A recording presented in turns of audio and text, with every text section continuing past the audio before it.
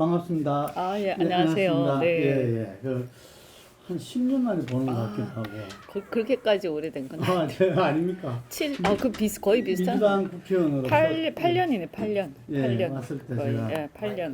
예, 그때도, 초선일 때, 그때 아마 예. 신입일 때. 그때도 제가 상당히 남다르다 이런 느낌을 많이 아, 뭐 가졌고. 어떻게 남다릅니까? 왜냐면 민주당에는 경제통이 별로 없었거든요. 그렇죠, 그렇죠. 그때만 해도 더했죠. 거기다가 그때는 진짜 거의. 실물 경제를 하고 네. 온 사람으로서 그 당시 좀 인상이 강했어요. 이 경제에 대해서 잘 모르다 보니까 경제 이야기를 잘 안 하거든요. 민주당 사람들은 그렇죠. 예, 네. 그런데 그때 경제 이야기 주로 이렇게 많이 이야기를 했었죠. 하는 거 보고 상당히 민주당이 도움이 되겠다. 예. 경제 부분을 보완해 주겠다. 네. 이렇게 생각했는데 네. 또 그러려고 노력을 했죠. 이렇게, 그러려고. 있었는데 어쨌든 네. 오늘 인터뷰는 지금 아까도 말했지만 21세기 여성의 시대인데 우리나라 아직 여성 시대 개막이 안 된 것 같은데 네. 곧 개막이 될 것 같아. 이런 이 내년 지방선거 같은 경우에서도 네. 사실 뭐 어쨌든 그 선거를 초래한 원인이 그 젠더 이슈였고 네. 그렇기 때문에 기본적으로 여성 후보, 여성 시장이 필요한 거 아니냐. 네. 라는 건 좀 기본적으로 가고 있다고 보여집니다. 네, 네. 예, 그래서 이 거기에서 그 부산에서 지금 이 여성 후보에서는 선두로 네. 그리고 전체에서도 이 상위권 그룹을 형성하고 있는 이현주 전 의원을 모셨습니다. 예. 네, 반갑습니다. 우리 이현주 의원은 모든 부분에 제가 들어보니까 굉장히 이렇게 이 분명한 메시지를 이렇게 던진다 그러더라고요. 본래 정치인이 좀 이렇게 애매모호한 합법을 이렇게 좋아하는데, 예, 근데 본인은 굉장히 분명한 메시지를. 이제 입장이 예. 입장을 항상 제 입장을 좀 밝히는 편이죠. 예, 그래서 예. 예, 최근에 지금 뭐 오늘 아시겠지만 그 어제죠 공수처 개정안의 본회의를 통과했습니다. 네. 가는 공수처가 뭐 문 대통령은 내년부터 이 출범했으면 좋겠다 네. 이야기를 했는데 드디어 이제 이 출범이 카운트다운이 들어갔는데요. 이 의원님께서는 공수처의 칼날이 나중에 문재인 대통령을 겨눌 것이다. 뭐 이렇게 이야기했어요. 네. 보수 야당에서는 지금 이제 공수처 1호는 윤석열이 총장이 될 것이다 이런 말도 있고. 그래서 어쨌든 공수처에 대해서 상당히 지금 부정적인 어떤 네. 이 이야기를 많이 하고 있거든요. 네. 그래서 왜 그러한지 예. 그 좀 합리적인 어떤 근거를 듣고 싶습니다. 네, 왜 문재인 대통령이 겨눌 거다 이렇게 생각하는지요. 어차피 이제 공수처라는 게 말하자면 그 검찰 위에 검찰 뭐 이런 거 아닙니까? 그죠? 그래서 검찰이나 법원을 수사할 수 있는, 그래서 고위직 공무원을 전담해서 수사하는 수사처인데요. 그런데 이제 언뜻 들으면 그게 굉장히 필요할 것 같아요. 그리고 또 잘 작동되면 좋을 것 같기도 하고. 근데 문제는 뭐냐면 이걸 누가 임명하느냐 하는 게 굉장히 중요한데, 우리가 모든 것은 인사권과 재정권에 달려 있잖아요. 우리 회사도 그렇고 정치도 그렇고 예산과 인사권이 다거든요. 그런데 이 예산과 인사권이 어디 있느냐? 특히 인사권이 대통령한테 있다 이거죠. 그러면 이제 이게 체계가 어떻게 되냐면 대통령이 가장 정점에 서게 되고 그 대통령이 공수처장도 지배하고 공수처도 지배하고 이 공수처가 모든 사법기관과 검찰을 지배하는 이런 상황이 되어서 사실은 고위공직자들을 대통령이 지배하는, 그래서 감시감독하는 체제로 가게 되는 거예요. 어떻게 보면 우리 민주주의의 원리 중에 하나가 각각의 고위공직자들이 서로 견제와 균형을 통해서 권력이 독점되는 것을 막고 자유민주주의의 원리를 실현해 가는 게 하나의 원리인데요. 그런데 이 견제와 균형이 중요한 각각의 이 고위공직자들을 하나의 대통령이라는 기관이 모든 것을 이제 공수처를 통해서 지배하는 상황으로 가버리는 거죠. 그래서 고위공직자들을 그동안 서로 봐줄 수 있었던 이런 부분을 없애고 부패를 방지하자라고 해서 공수처를 얘기를 했는데, 끝에 가서 보니까 이 공수처의 처장 임명권하고 모든 거를 대통령이 쥐면서 사실 대통령이 절대적인 권력을 갖게 되어버리는 거죠. 그래서 이제 문재인 대통령 아마 제가 볼 때는 내가 절대적 권력을 갖게 되니까 이제 나는 뭐 퇴임 후에 여러 가지 문제, 혹시 수사를 당하든가 재직 중에 있었던 여러 가지 비리에서 혹 자기까지 이제 올라오는 부분들이 이 대통령으로서 권한을 다 장악하고 있기 때문에 막을 수 있겠다라고 이제 이 생각을 했을 거예요. 근데 제 얘기가 뭐냐면 나중에 퇴임을 하고 나면 이제 그것도 끝이다 이거죠. 그러니까 아무런 인사권이 없이 인사권이 상실된 상태에서는 이 공수처장이나 공수처의 모든 것은 이제 새로운 대통령한테 향해 가게 돼 있어요.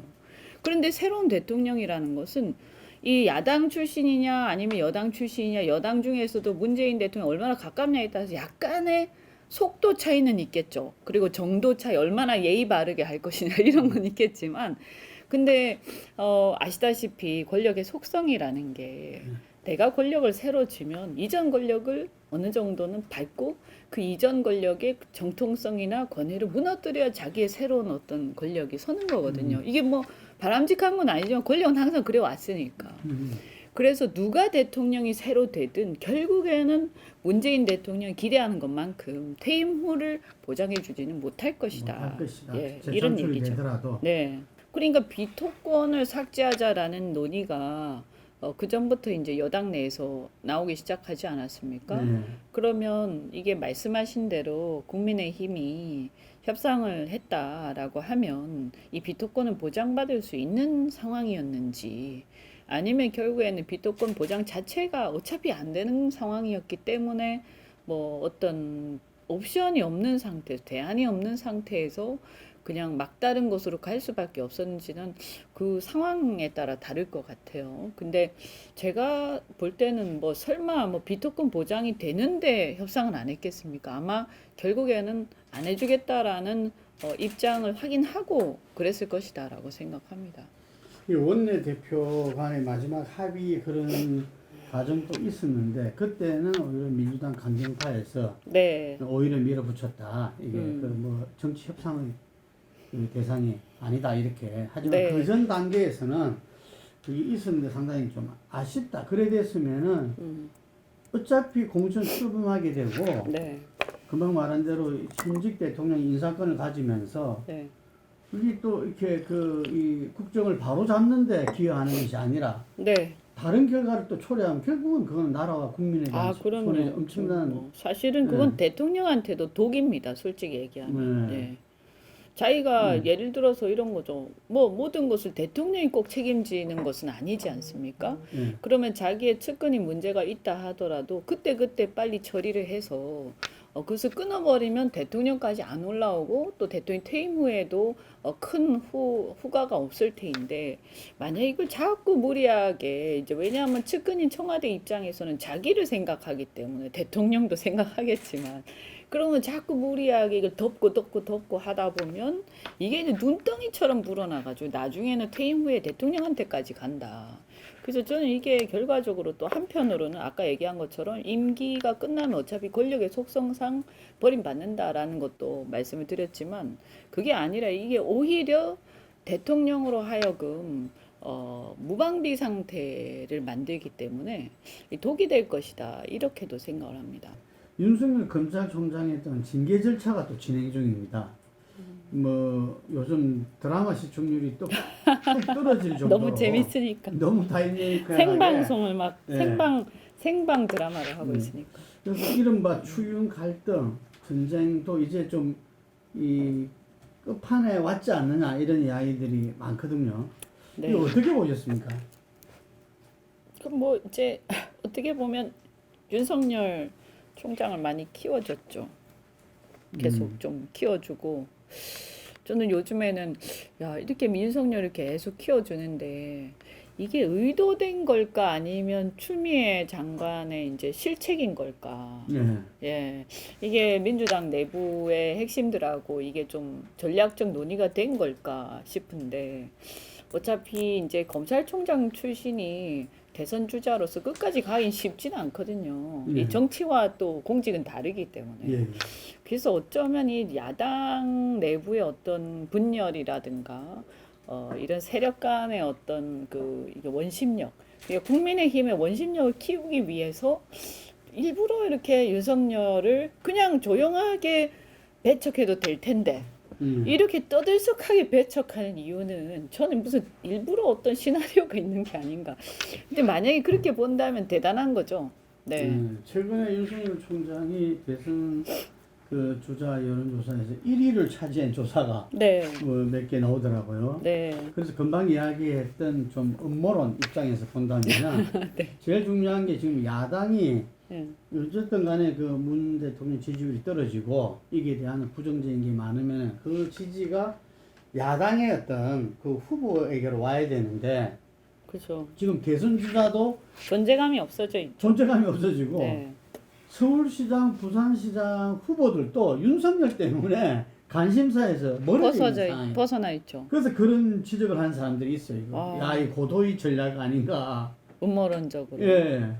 그리고 사실은 그렇게 해서 저 사람이 끝까지 가서 대통령 후보가 될 것인가라고 보면 사실 좀 저는 조금 회의적이거든요. 왜냐하면 그분이 뭐 이렇게 뭐 실력이 떨어진다든지 뭐 폄하하는 게 아니라 사실은 이제 지금 검찰총장으로서 법무장관과 이렇게 맞서 있을 때 이렇게 오르는 거 하고 막상 대선 레이스로 들어갔을 때 자신의 역량을 가지고 권력 투쟁을 벌이는 거하고는 또 완전히 본질이 다르기 때문에 그렇죠. 뭐 우리가 예전에 반기문 총장이라든지 그런 사례에서 많이 본 것처럼 사실은 그런 난관을 거치는 것이 굉장히 어렵다고 보거든요.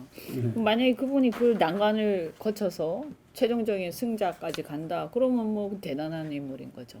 네.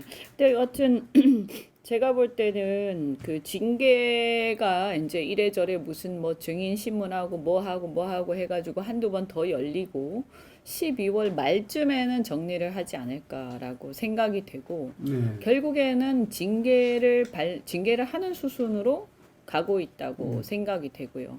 그럼 징계를 받게 되면 사퇴가 불가피한 상황으로 이제 갈 거라고 봅니다. 그런데 이제 이분이 그 윤석열 총장이 그러면 그만두고 나서 바로 정치를 할 것이냐라고 하면 그것도 또 애매하죠.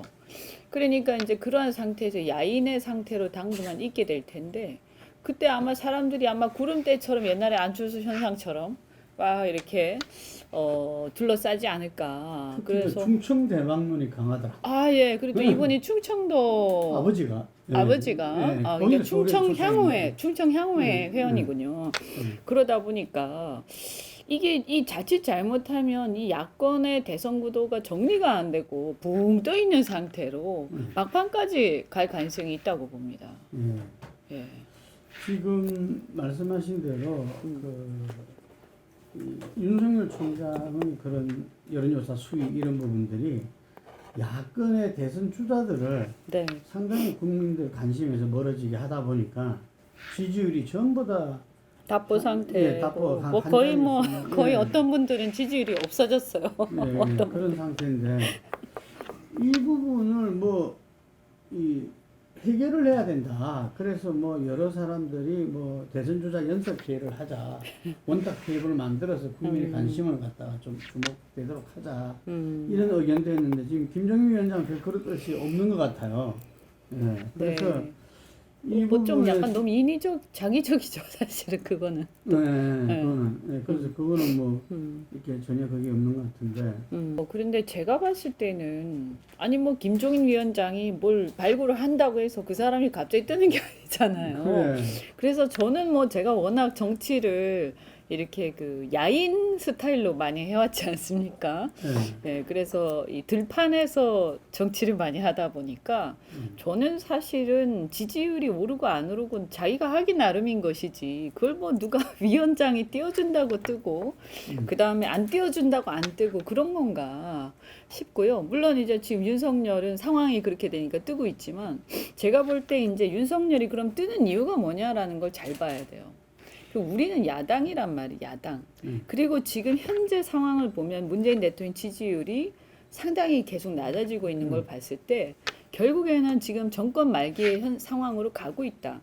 그랬을 때 이렇게 정권 말기 상황으로 가면서 대통령의 지지율이 이제 폭락하는 상황, 이제 급전직하하고 있는데 이때 뭐냐면 결국에는 국민들이 야당의 대선 주자로 보는 그 계기나 모멘텀이 뭐냐면 이 야당의 대선 주자가 하나의 이 대통령의 불만을 가진 야당 성향의 국민들의 마음을 쫙 대변을 해주면서 이 선봉장에 섰을 때 그랬을 때 이제 이 사람이 야당의 주자가 되는 거거든요. 그래서 우리가 예전에 보면 문재인 대통령 같은 경우도 사실은 굉장히 지리멸렬하고 별로 인기도 없다가 그 굉장히 막 비판도 많이 받고 막 한심하다고 사람들이 막 이렇게 굉장히 사방에서 비방을 많이 받았는데 그분이 언제부터 갑자기 대선 주자로 떴냐 하면 세월호 때 단식하면서부터예요. 제가 기억하기로는. 그러니까 뭐냐 하면 반대편의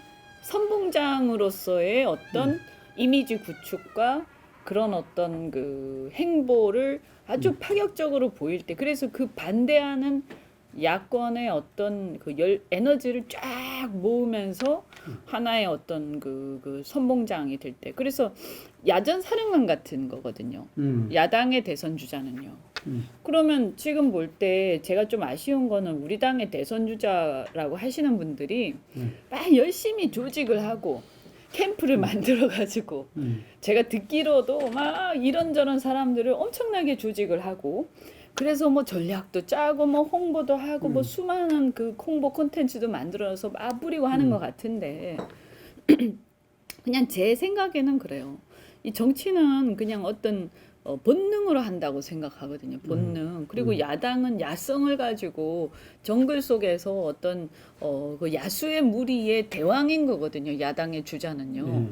그러면 자기가 그런 야성을 가지고 본능적인 것을 끌어올려서 이렇게 확 해야 되는데 지금은 뭐냐면 문재인 대통령이나 이런 공수처 국면에서 이 사태에 대해서 이 싸움의 최선봉에 서야 되는 거죠. 그러면 바로 그 사람이 대선 주자가 됩니다. 물론 뭐 너무 이렇게 마구잡이로 하게 되면 그 품위가 없으면 안 되겠지만 일정하게 품위를 유지하고 하면서도 옛날에 마치 YS 때요. 보면 민추협 있잖아요. YSDJ 때. 그 민추협의 위원장 같은 역할. 뭐 이런 거죠. 그다음에 옛날에 뭐 노무현 대통령 때도 보면 저기 뭡니까 50 청문회 같은 거 할 때 그 얼마나 거친 사실 지금 보면 굉장히 거친 행동이죠. 그런데 그때 국민들의 분노를 결집시켜서 자기의 행동으로 본능적으로 보여준 거죠. 그러면서 확 올라간 거거든요. 그러니까 지금 보면 어쨌든 그나마 국민들이 볼 때 윤석열이 그런 행동하고 있는 거예요 지금. 그러니까 야당의 주자들이 뭐 불평불만을 하는 것도 좋겠지만 제가 볼 때는 윤석열이 스포트라이트 한복판에 있다고 하더라도 예컨대 이런 국면에서요 본인이 이 추운 날 뭔가 이렇게 자기 몸을 던져서 뭘 하는 모습을 보여야 된다고 저는 생각해요. 근데 이제 우리가 어떤 지금 문제가 있냐면 지난 총선 이후로 이상한 그 트라우마가 생겼어요. 그 뭐냐면 뭐 이렇게 뭐 단식을 하면 안 된다. 뭐 거리에서 투쟁하면 안 된다. 뭐 태극기는 극우 세력이다. 뭐 그다음에 뭐 그런 거 있지 않습니까? 투쟁을 하면 너무 강성 투쟁을 하면 안 된다. 근데 이러한 어떤 그 고정관념을 누가 씌웠냐면 이거 사실은 민주당이 씌운 프레임이거든요. 근데 우리가 시종일관 맨날 그런 거친 행동하는 게 옳지는 않지만 그러나 또 옛날에 생각해보면 YS라든지 이런 어떤 과거에 또 문재인 대통령이 대통령 주자가 올라갈 때 막 인기가 올라갈 때나 노무현 대통령 인기가 막 올라갈 때나 그런 상황들을 보면 그때 딱 국민들이 분노가 딱 폭발할 때 그 불을 붙이는 역할을 그들이 했거든요. 그러니까 저는 대선 주자들이 너무 여당의 대선 주자처럼 지금 준비하고 있다. 그래서 준비된 공간에서 준비된 캠프를 만들고 사람들과 함께 콘텐츠. 근데 아무 소용이 없어요. 그거는 제가 볼 때는 야수의 어떤 본성을 그 사자 무리의 그 아주 대장 같은 그리고 전쟁을 할 때 야전사령관으로서 그 상대 성을 함락시키기 위해서 이 출발하는 그래서 자 돌진하는 거기에 맨 선봉장 이런 어떤 자기의 어떤 본능을 보여줘야 된다고 생각합니다. 제가 생각할 땐 저는 뭐 제가 민주당 출신이니까 사실은 투쟁은 민주당이 잘하지 않습니까? 야당으로서의 예. 투쟁은. 근데 제가 이렇게 지켜보면서 야당으로서 투쟁을 하는 데 있어서 양당이 어떤 질적 차이가 있는가를 지켜보게 되거든요. 예. 근데 이제 첫 번째 제가 볼 때는 죄송한 얘기인데 민주당에 비해서 진정성이 부족해요. 진정성이. 그래서 이제 그 뭔가 이렇게 그 민중 세력이라고 해야 돼. 이런 사람들하고 같이 울고 웃고 하는 뭔가 이렇게 밑바닥에 이런 거를 함께 그 동고동락하는 그런 동지적 관계가 형성되고 그것이 이제 민추역 같은 상황이 되면서 이 국민적 어떤 지지를 이끌어내는 그래서 하나가 되는 과정들이 필요한데 근데 제가 받은 느낌은 옛날에 민주당이 어떤 민중 세력들과 예를 들면 뭐 그것이 어떤 집회라든가 이런 데서 같이 할 때 보면 그 일체가 되더라고요. 일체가. 근데 이제 이게 한국당 그러니까 국민의힘 같은 경우는 과연 이제 미래통합당 이런 경우에는 제가 보면 따로 놀아요. 따로.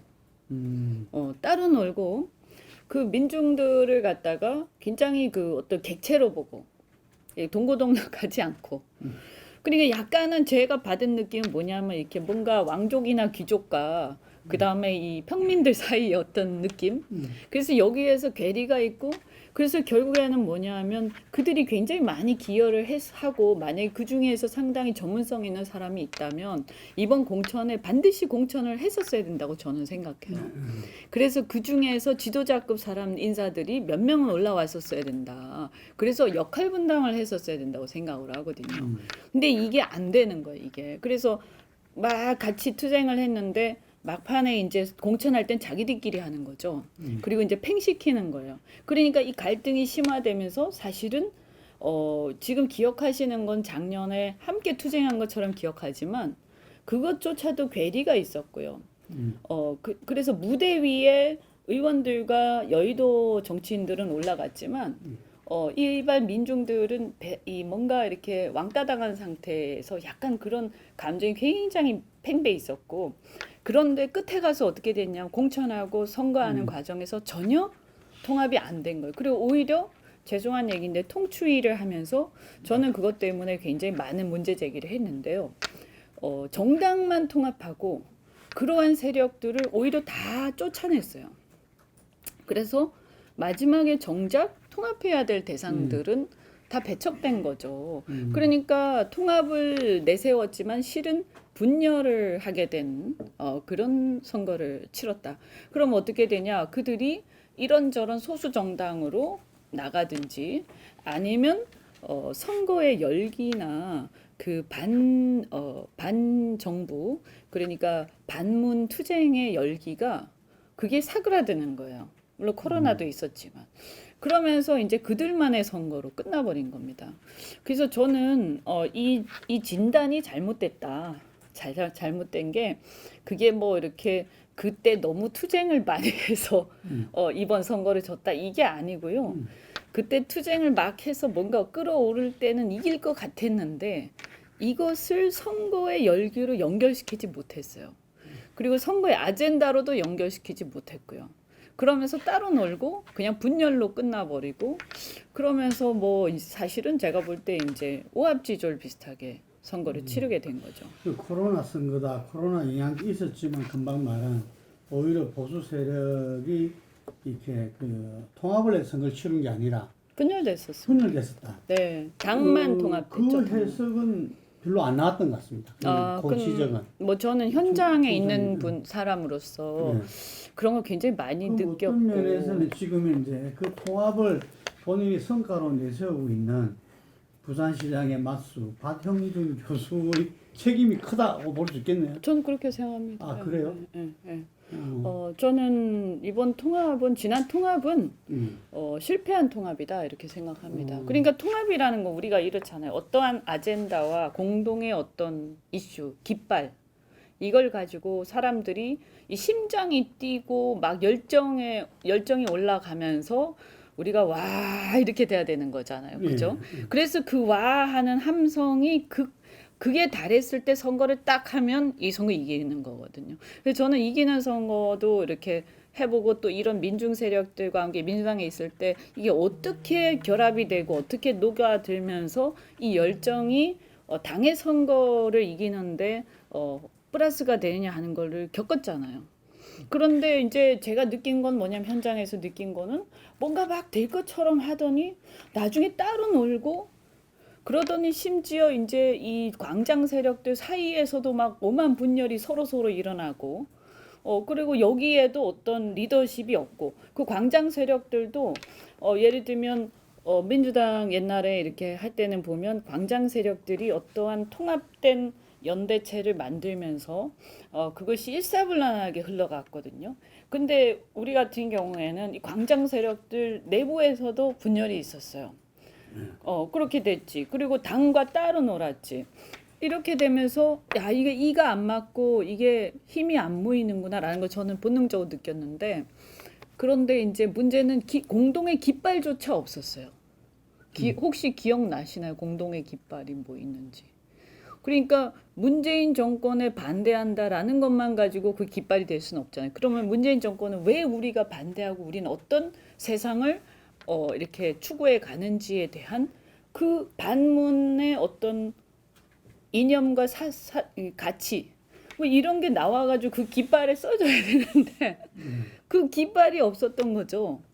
그러니까 뭐 나중에는 막 이제 지분 싸움하고 그냥 공천 싸움 했는데 이게 어이없이 완전 어떤 한 세력 내지는 뭐 이렇게 완전히 그냥 가면서 나머지는 다 팽되고 이런 상황 가면서 마음이 다 떠나버리는 거죠. 근데 그렇게 선거를 치러서 이길 수 있다는 생각은 사실 굉장히 저는 잘못된 생각이다. 네.